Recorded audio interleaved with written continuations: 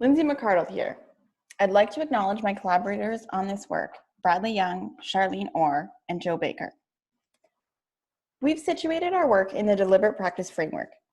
Erickson posited that development of expert performance requires a long-term commitment to quality practice, or what he referred to as deliberate practice. Our interest lies in whether self-regulated learning is an individual difference variable that might allow athletes to optimize their practice time and thus contribute to expertise development. Self-regulated learning is defined as how learners actively manage their own learning through planning, monitoring, and adapting in order to reach goals. Self-regulated learning has indeed been able to distinguish higher skilled athletes from those of lesser skill in work from Young's lab and from others.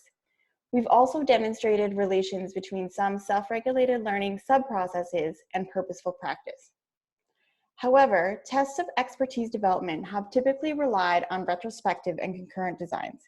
We aim to examine the association between dispositional self-regulated learning and athletes' performance and time in purposeful practice over a competitive season.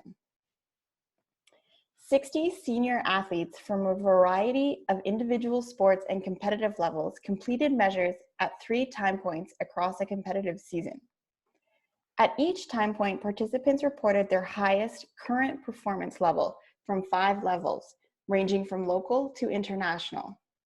This was supplemented by taking the average of 2 items designed to capture competitive performance at that level.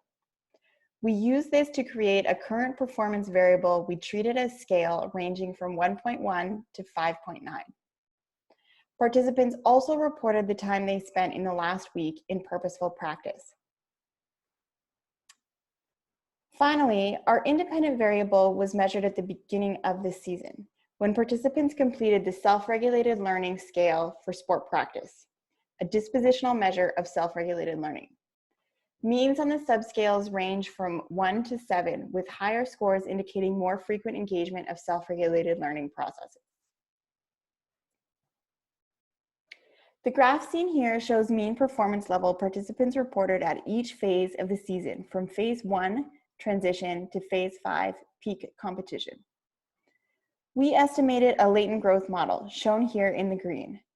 There was a significant slope suggesting participants increased in skill level over the season. There was also significant variability in the intercept, as expected, because participants were from a range of competitive levels. However, there was not significant variability in slope, so participants improved over the season at the same rate. This means that although participants varied in their reported self-regulated learning, this did not impact performance change across the season. Here, purposeful practice is shown in minutes per week across the phases. We estimated a separate latent growth model for purposeful practice. The slope was not significant, suggesting participants didn't increase their time in practice over the season. There was also no variability across participants in the intercept, which means participants had similar amounts of practice at the beginning of the season. This was surprising given the range of competitive levels and past research demonstrating higher skilled athletes spend more time in practice. Finally, there was no variability between participants in slope. This suggests participants had similar change in purposeful practice across the competitive season.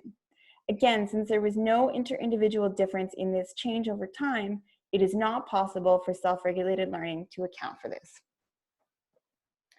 To understand why self-regulated learning did not play a role in either performance level or time in purposeful practice in our study, we are considering several lines of thought, including our definition and measurement of purposeful practice, the amount of variability in self-regulated learning in our sample, whether self-regulated learning is best thought of as a dispositional variable or whether it might be better captured as a state variable, and finally, whether sport context plays a larger role than we've allowed for with our multi-sport sample.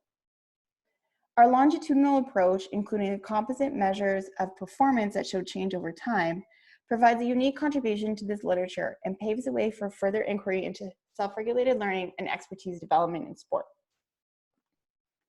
Questions and comments can be sent to myself and to Brad. We look forward to engaging with you on this topic.